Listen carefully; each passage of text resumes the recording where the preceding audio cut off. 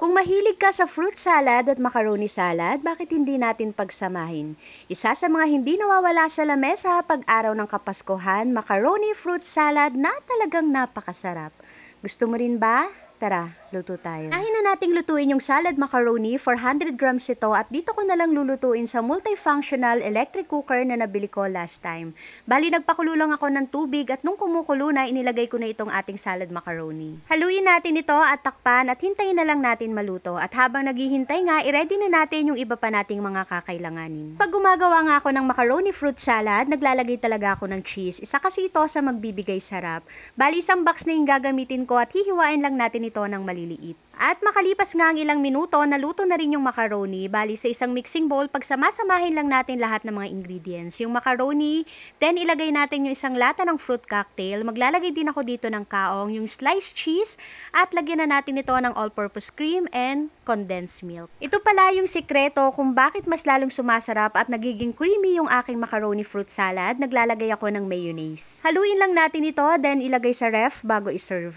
At sa paggawa ng ganitong klaseng dessert, nasa sa inyo na po kung ano-anong mga ingredients ang gusto ninyong gamitin.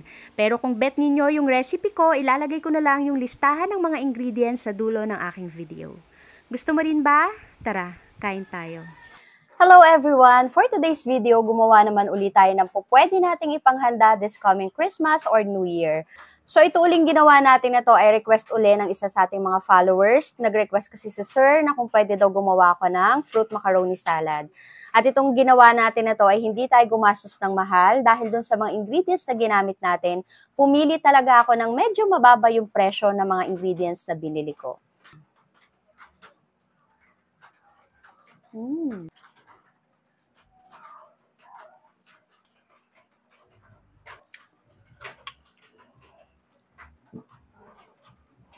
At dun sa mga ingredients na ginamit natin, sobrang dami kong nagawa. Kung napansin niyo yung lagayan kong stainless mixing bowl, halos puno doon yung nagawa ko. So talagang para siya sa buong pamilya.